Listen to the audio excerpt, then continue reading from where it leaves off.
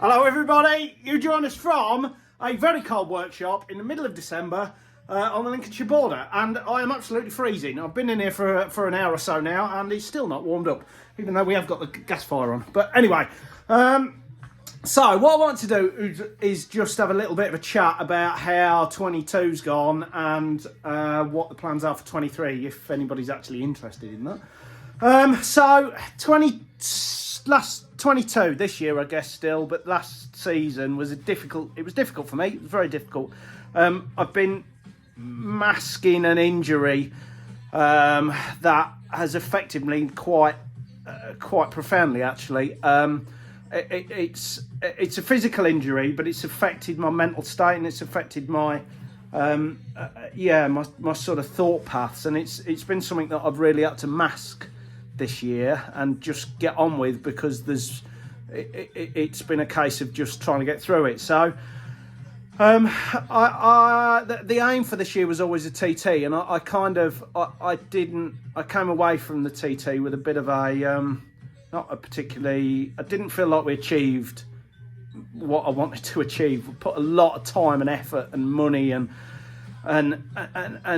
everything into that event, and a lot of people helped me a tremendous amount to get there, and I felt we came away and I felt like we hadn't done ourselves justice at all. We finished. We had a major issue in the race of the subframe all breaking on the first lap. So I mean, to get a finish was impressive, and or not impressive. It was good considering the state that the bike was in on that race, and that is what it is. That's TT. That's part and parcel of it. But this injury that I've had has really sort of it took its toll. It took its toll. But I think, fingers crossed, we've got a diagnosis now, and we're on the back, or we're not on the back side of it, but we're on the downward slope, and we're making big progress with it now. And my head and everything else is in a lot better place. The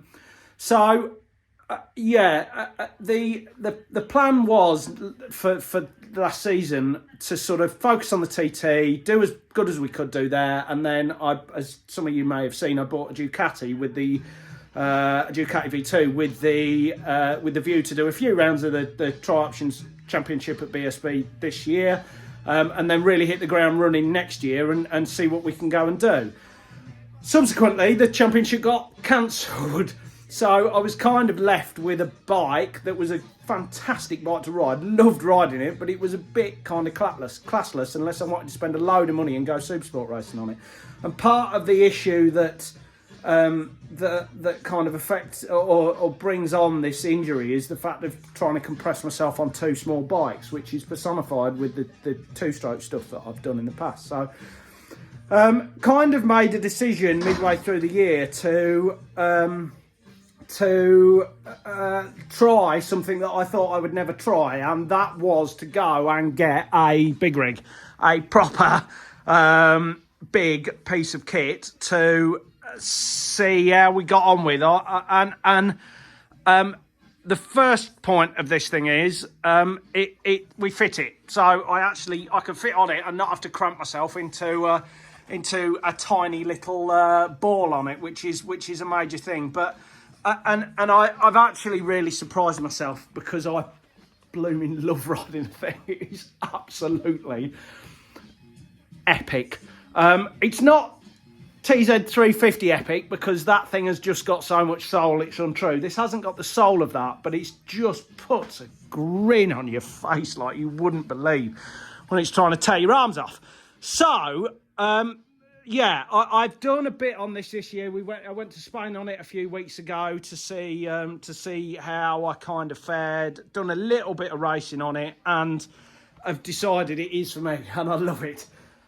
So the plan next year sort of really revolves around this thing and going as fast as we can on it. So it's a 2020 BMW S1000RR K67. It was a second-hand bike when I bought it, and it is to absolute full super stock specs. So it's got all the data logging on, it's got all the kit stuff, It's got Motec. It's got lots and lots and lots of stuff that I didn't understand. You have to spend a lot of time with a computer plugged into this thing to get the best of it and understand the data logging. And that's just a world I've not really revolved in before. I've always been from a two-stroke GP background, I guess, where you're spannering the thing and doing a lot of work to maintain it. Whereas this thing, it doesn't take so much work to maintain it, but what it takes is a lot of time sat with a laptop plugged into it. So it's been a learning curve. But thanks to Adam at Fortis Racing, he has been really, really helpful. In fact, I'd be lost without him. We've taken some real big steps forward with this, and I'm loving it. So the plan next year really is to do as much work as I possibly can on that. And although, I mean, I haven't got the budget to go and do a full season at BSB, my dream is, or the next step is for me, is to go and do some BSB racing and try, and I know I'm not going to be up the pointy end. I'm fully aware of that. I'm 40 years old and a bit fat and a bit old and a bit... I'm not a 21-year-old yeah.